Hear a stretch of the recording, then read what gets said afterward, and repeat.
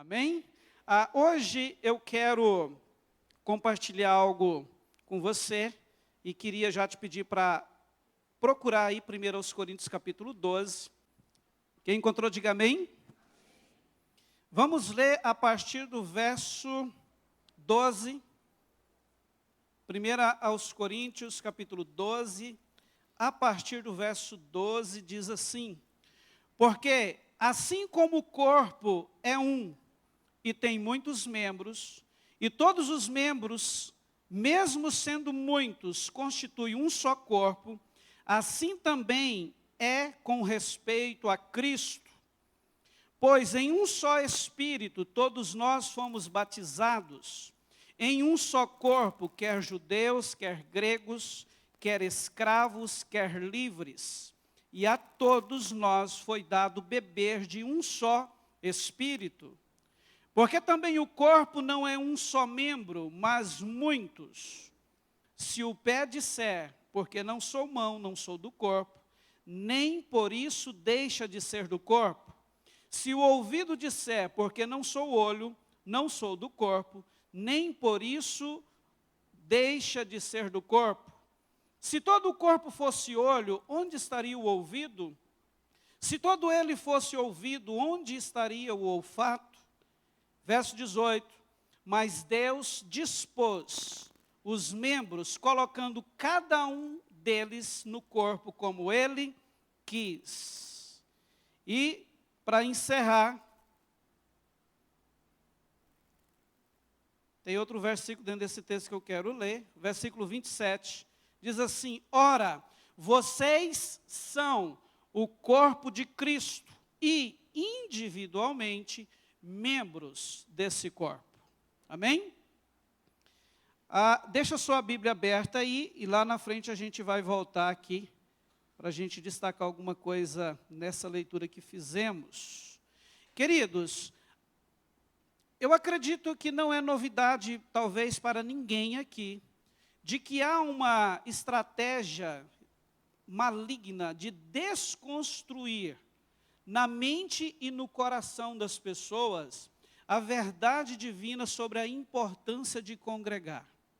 Como nós temos visto este princípio de Deus sendo atacado nos últimos anos, né? Um princípio de congregar, de fazer parte de uma igreja local, algo que a gente percebe que vem acontecendo, não de agora, mas desde os primórdios da igreja. Ela começou a ser atacada. Claro que a gente percebe aí uma força maior, né, dentro disso, em relação a isso nos últimos tempos. Quando lemos Hebreus capítulo 10, versículo 25, a gente vai entender exatamente isso. O escritor aos Hebreus registra ali que deixar de congregar, naquela época, já era o costume de alguns. Para você ver que o negócio não vem de hoje, né? E como eu disse, olhando para todo o momento que a gente está vivendo nos últimos anos, principalmente na última década, isso ganhou muita força, muita falácia, muito ensino errado acerca do assunto. E é claro, a gente não pode negar que há também, com certeza, uma ação do inimigo em tudo isso. Porque, queridos, a intenção do seu inimigo, do inimigo das nossas almas, nunca mudou. Sempre foi atrapalhar, azedar o nosso relacionamento com Deus. Ele não quer que a gente conheça Deus, Ele não quer que a gente cumpra o propósito para o qual nós somos criados, que é buscar a Deus, adorar a Deus. E por isso nós precisamos considerar com grande seriedade este assunto. Pois se nós não tomarmos cuidado, nós também podemos, de certa forma, sermos atingidos por esse mover diabólico de tentar provar para as pessoas que não precisa de igreja, que não precisa de congregar. Hoje ouve muito, né, a frase, não preciso de igreja porque eu sou a igreja. Você já ouviu isso por aí? E por aí tem várias outras falácias, né, que as pessoas estão usando para trazer ensinos errados acerca disso. E diante de tudo isso, nós não podemos esquecer, queridos, né? Se há um problema que precisa ser contestado, refutado, eu quero te dizer que o caminho para nos mantermos blindados contra essas mentiras, contra todas as inverdades acerca das verdades da palavra de Deus, como é o princípio de congregar e todas as outras verdades, é, sem dúvida nenhuma, estarmos atentos àquilo que as Sagradas Escrituras dizem sobre elas. Porque a Bíblia é a verdade de Deus, a palavra de Deus é aquilo que norteia a vida dos seus filhos. Você pode dizer amém? Então, partindo do entendimento que o Velho Testamento, a gente fala muito sobre isso, ilustra o Novo e que o Novo explica o Velho. Eu quero te dizer que quando fala, ou quando eu cito a importância de congregar, para a gente tentar ter uma visão correta desse princípio dentro da palavra de Deus, é importante a gente voltar lá no início e fazer um apanhado geral de toda a mensagem bíblica, né? A intenção não é aqui detalhar, até mesmo porque nós não teríamos tempo para isso, mas trazer uma visão macro do que a Bíblia ensina sobre essa questão, o que a Bíblia fala sobre o assunto. E dentro disso eu quero te dizer que, com certeza, olhando de uma forma macro para toda a Bíblia, o que ela fala sobre o assunto, talvez você possa, e eu creio, né, sair daqui hoje mais fortalecido, preparado para refutar isso, combater isso, não só na sua vida, mas também em relação àquelas pessoas que vivem perto de você, que estão sendo atacadas também nesse campo. Amém? Então, a importância, né, de ter uma visão macro sobre a igreja à luz da Bíblia. E isso só é possível quando a gente volta lá no início. E eu quero te convidar a me acompanhar, né, em um apanhado rápido, para que a gente consiga no final ter um fechamento legal sobre isso. Amém? Então olha só, no início de tudo, Gênesis capítulo 1, você vai ver a Bíblia dizendo que Deus cria o homem. E as Escrituras dizem que Deus cria o homem à sua imagem e semelhança, com o propósito de buscá-lo e adorá-lo. Um homem à semelhança de Deus, à imagem de Deus, podendo assim manter um relacionamento íntimo com o Senhor, é o que acontecia. Mas Adão peca. E o pecado afeta totalmente o homem e toda a vida do homem. A Bíblia vai nos dizer que a partir daquele momento, todos os que nasceram, já nascem com a semente do pecado que Adão cometeu.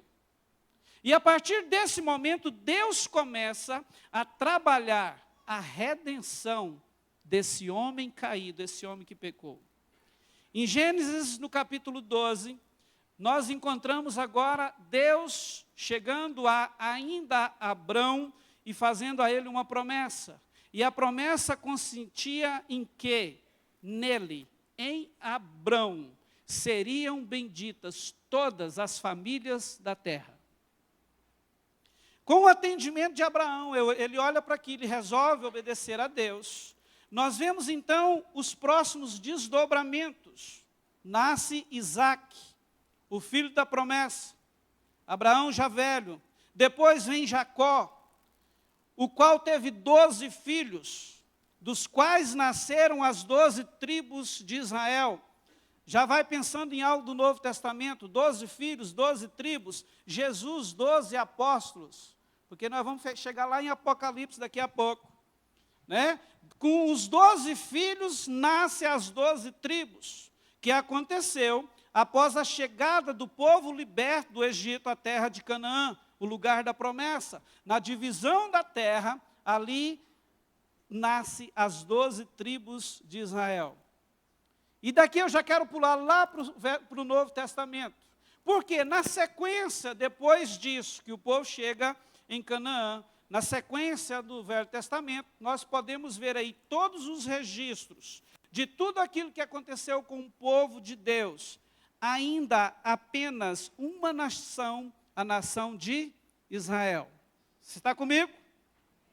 Agora, já no Novo Testamento, a gente vê Jesus vindo com o propósito de redimir o homem do pecado de uma vez por todas. Ele vem para trazer uma nova aliança, para estabelecer um novo concerto entre este homem e o Senhor. E aquela comunhão que um dia foi quebrada, poderia sim ser novamente restabelecida. Aquele acontecimento que nós vimos lá no Éden, quando após o pecado, o homem agora caído é expulso do jardim, que o jardim ali simbolizava um lugar de presença, um lugar de comunhão. Agora em Cristo, com a redenção, este homem caído é novamente trazido a esse lugar de presença, ao jardim de Deus.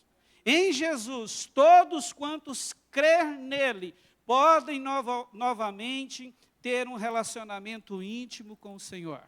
Amém? E quando a gente olha para Jesus ali, já vivendo, já cumprindo, né, o seu propósito, a gente chega em Mateus capítulo 16, é o primeiro momento em que ele deixa claro que uma igreja viria à existência. No texto, Jesus está no caminho de Cesareia de Filipe, e de repente ele começa a conversar com os seus discípulos, e ele faz uma pergunta: queridos, o que estão dizendo que eu sou? Todo mundo conhece esse texto, mas só parafraseando rápido. E de repente eles começaram: olha, Senhor, alguns estão dizendo que o Senhor é Elias, outros estão dizendo que o Senhor é Jeremias, tem outros que dizem que o Senhor é alguns dos profetas. E de repente ele vira, né, outros dizem que o Senhor é João Batista, e de repente ele vira para os 12 e lança a pergunta direta para eles agora: e vocês? O que vocês dizem que eu sou? A gente conhece muito esse texto, ele é muito falado, e nesse momento levanta Pedro e diz: Senhor, Tu és o Cristo, o Filho do Deus vivo. E naquele momento Jesus olha para Pedro e diz assim: Pedro, não foi carne e sangue que te revelou isso, mas meu Pai que está nos céus. E olha só, também eu lhe digo que você é Pedro, e sobre esta pedra, ele está falando da revelação que Pedro teve acerca dele, e sobre esta pedra eu edificarei a minha igreja, e as portas do inferno não prevalecerão contra ela. É a primeira vez que Jesus toca no assunto de que uma igreja estava vindo à existência. Está comigo? Amém? Então, queridos, aqui ele começa, a deixar claro que isso viria. Você não vê ele falar muito sobre isso, mas conhecendo toda essa visão macro da Bíblia, desde o início até agora, e se Jesus tinha uma intenção de trazer à existência a igreja, aí você vai entender melhor a partir de agora por que ele escolhe 12, forma esses 12, que lá em Apocalipse vai dizer que os 12, lá na glória, serão 12 grandes portais da cidade. Percebe a importância de tudo isso? Ele cumpre o seu propósito, ele morre, ressuscita, e agora a gente chega em Atos capítulo 2, nós podemos ver ali o nascimento desta igreja. O que acontece com a vinda do Espírito Santo sobre um grupo de pessoas de mais ou menos 120, seres cristãos que estavam ali, reunidos, aguardando o cumprimento da promessa. Ali nasce a igreja.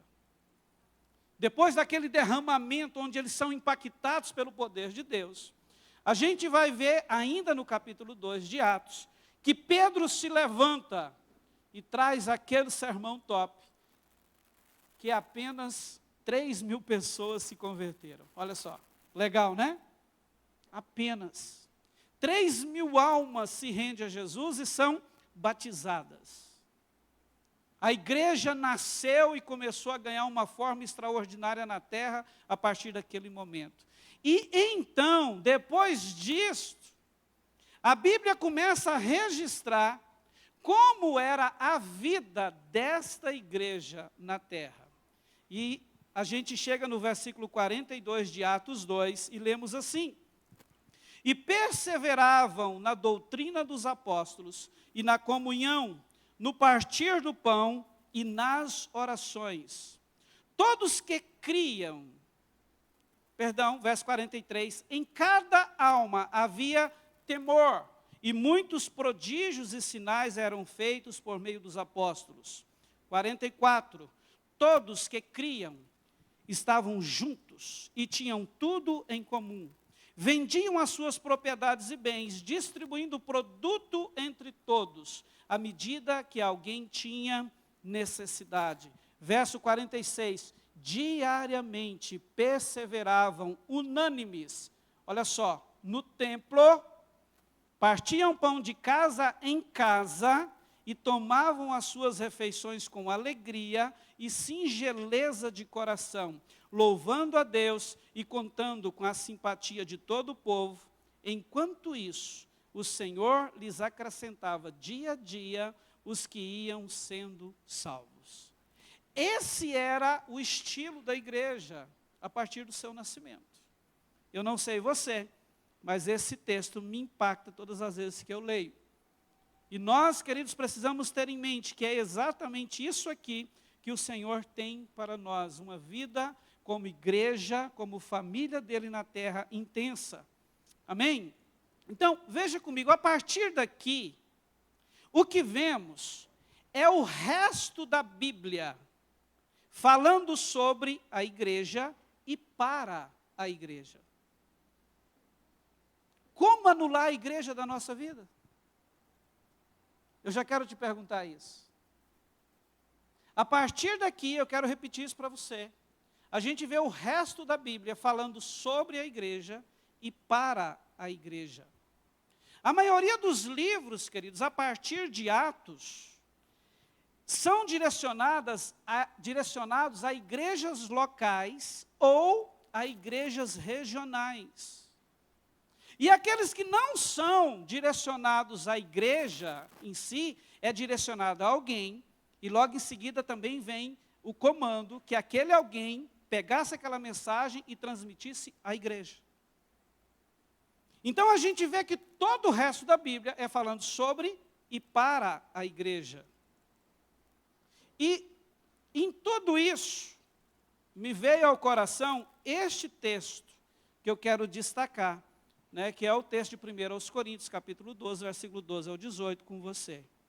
No texto que este texto que nós lemos, Paulo, ele está usando uma figura de expressão, onde ele pega a figura de um corpo humano para ensinar sobre a vida orgânica da igreja de Jesus. E aí você lembra da leitura que nós fizemos, Então pensa no seu corpo, como ele funciona, como ele tem vários membros e cada um tem a sua relevância, é importante. Quando você machuca o cantinho da unha do seu dedinho pequenininho do pé, você anda igual? Você consegue ter as mesmas atividades quando ele está perfeito? Não.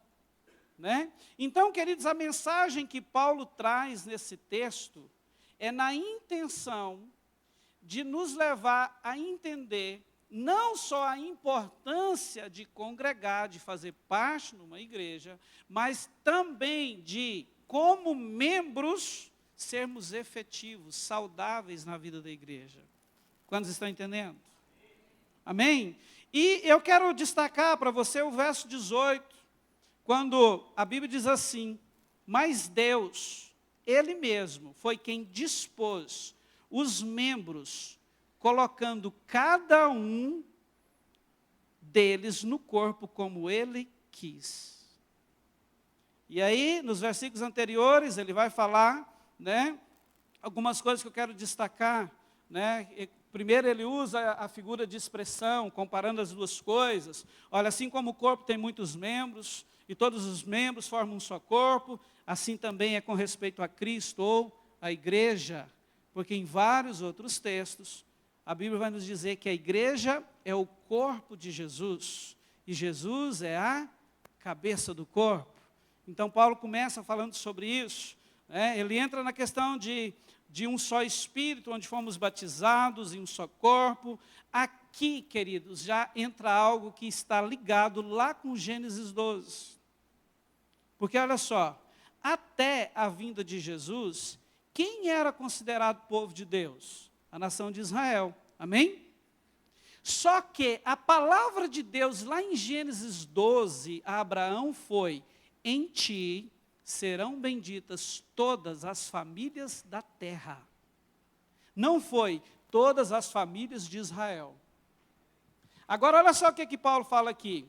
Pois em um só Espírito, verso 13, pois em um só Espírito todos nós fomos batizados em um só corpo, quer judeus, quer gregos, quer escravos, quer livres. Ou seja, na igreja, a promessa de Deus a Abraão se cumpriu.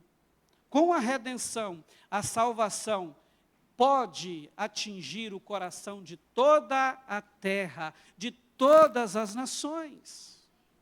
Percebe isso? Só com a redenção isso foi possível. E quando ele continua falando dos membros, ele entra nessa questão a partir do versículo 15, e ele dá o exemplo aqui do olho, e logo em seguida, ele dá do ouvido e logo em seguida do olho. Se um disser que não é do corpo, não é por isso que deixa de ser. Ou se disser que é, porque não é aquilo, não é do corpo, não é por isso que deixa de ser. A ideia é nos levar a um entendimento de que todos nós, com a nossa essência, com os nossos dons e talentos, somos membros do corpo de Cristo. E temos um lugar específico neste corpo, que foi Ele mesmo que determinou que você ocupasse. É isso que Paulo está querendo nos dizer aqui. O que reforça, no versículo 27, quando diz: ora, vocês são o corpo de Cristo e individualmente membros desse corpo. Amém? Consegue ver a igreja em toda a Bíblia? Jesus vai vir arrebatar quem? Quem? A igreja. Quando você chega, queridos, no livro de Apocalipse, o último livro da Bíblia, você vai ver ali nos primeiros capítulos, Deus gastando um bom tempo para trazer sete cartas como revelação a João. As cartas eram direcionadas a quem? 7 igrejas da Ásia. Percebe? E no final, nos desdobramentos finais, você vai ver Jesus voltando para buscar a sua igreja. Uma igreja que está junta, unida, assim como foi no início em Atos 2, que persevera na doutrina dos apóstolos, que zela pelo seu relacionamento de intimidade e comunhão com o Senhor, até que esse dia chegue. Amém? Agora, algo interessante a gente destacar aqui também, é que, ainda dentro dessa expressão de figura que Paulo usa, a gente precisa destacar algo que muitas vezes não tem sido muito bem entendido nos nossos dias. Se, falando do nosso corpo físico, natural aqui, se um membro desse corpo, vamos pegar um braço, sofre uma fratura, o que precisa fazer com esse membro? Ele precisa ser tratado, imobilizado. Na maioria das vezes colocam gesso, que fica só as pontas dos dedos de fora. E por aquele período em que ele está sendo tratado daquela fratura, ele pode exercer a sua função natural no corpo? Não pode. O membro precisa ser tratado, curado. Depois passa o período de recuperação, tira o gesso, vem outro período de fisioterapia, até que chega aquele momento que ele começa a ganhar força novamente, deixa de ser atrofiado, ganha musculatura, tudo aquilo, seu vigor volta ao normal. Aí sim ele pode exercer a sua função natural no corpo. Queridos, é a mesma coisa na igreja. Por que eu estou dizendo isso? Há um equívoco hoje na mente e no coração de muita gente, que na igreja eu posso fazer do jeito que eu penso que posso, né, e do jeito que eu quero fazer. Não é assim. Entende? Há cuidados especiais com o corpo, com a igreja, que a Bíblia também trata de trazer luz aos seus líderes acerca de tudo. E nós, como membros desse corpo, precisamos entender isso e dizer: Senhor, eu estou aqui, eu não quero abrir mão de fazer parte desse corpo, da tua família, e tudo aquilo que o Senhor tem para fazer na minha vida, nela e através dela, eu quero. Você pode dizer amém? Quantas vezes você tem sido bombardeado por essas falácias? E muitas vezes, por causa disso, a gente pergunta: será que é necessário mesmo congregar? Será que eu tenho mesmo que congregar? E aí o que a gente vê, queridos, é uma geração de cristãos que muita gente, né, se encontra totalmente desanimado acerca desse princípio que é fundamental para as nossas vidas. Quando a gente volta em Hebreus capítulo 10, versículo 25, o escritor diz assim: não deixemos de nos congregar, como é costume de alguns. Então, olha só, naquela época já tinha gente fazendo o mesmo, e talvez os motivos eram os mesmos que a gente enfrenta hoje. Pelo contrário, façamos admoestações ainda mais agora que vocês veem que o grande dia se aproxima. Que grande dia é esse que o escritor está falando aqui? Para mim, não resta dúvida. Sabe qual é? O momento em que Jesus virá buscar a sua igreja. Então, pense comigo, se nós estivermos certos nisso, é importante sim e fundamental que eu e você façamos, estejamos linkados a uma igreja na hora do arrebatamento. Concorda comigo? Porque é isso que a Bíblia diz aqui. Olha, façam admoestações, ou seja, cuidem uns dos outros, ainda mais que vocês estão vendo, irmãos, e como eu acredito que está se aproximando, que aquele grande dia se aproxima. Amém? Né? Então, como eu disse, é algo bem rápido, né? Eu queria com essa palavra te levar a pensar sobre a importância de congregar. Te levar a pensar como esse princípio da palavra de Deus está hoje no seu coração. Qual é a importância que tem uma igreja na sua vida? Dizer que faz parte de uma igreja, dizer que você cumpre essa palavra de Deus na sua vida, né, e na sua família. Como que está isso hoje? Porque hoje, queridos, eu digo isto com a experiência de mais de 20 anos já de pastorado, né, começando em igreja, pastoreando igreja, outras vezes, tantas vezes, auxiliando no pastoreamento de igrejas. Há um verdadeiro, né, mal entendido no coração de todo mundo. Né? É lógico que há aquele grupo que entende, que não abre mão disso, que entendeu a ideia de Deus, que entendeu o propósito de fazer parte, não abre mão de jeito nenhum. Né? Mas entenda algo também. Eu sei que viver uma vida de igreja não é fácil, porque eu estou nisso aqui há 34 anos. E além de todas essas mentiras que começaram a vir por causa de muita coisa que começou a acontecer dentro das igrejas, eu quero te dizer algo para me encerrar aqui. Nada do que fizeram com você, nada de errado que você já viu dentro de igrejas por aí, na vida de líderes por aí, pode invalidar o princípio de Deus para você. Isso é a chave. Não importa se todo mundo está fazendo errado. É princípio de Deus e eu e você não podemos abrir mão. Percebe isso? Porque esse é um dos argumentos que o inimigo usa para tentar convencer as pessoas que não precisam fazer parte de uma igreja. Todo pastor é safado, é ladrão, esse povo só pensa em dinheiro, é uma malandragem só a igreja, é não sei o quê. Irmãos, são argumentos que até tem muita coisa dentro disso que acontece por aí. Deixa eu te falar uma coisa, não são todos. Não é toda a igreja que abre as portas aos domingos, por exemplo, para receber as pessoas apenas para que elas venham aqui e deixem o dinheiro. Não é toda a igreja que pensa assim. Tem, mas não são todas.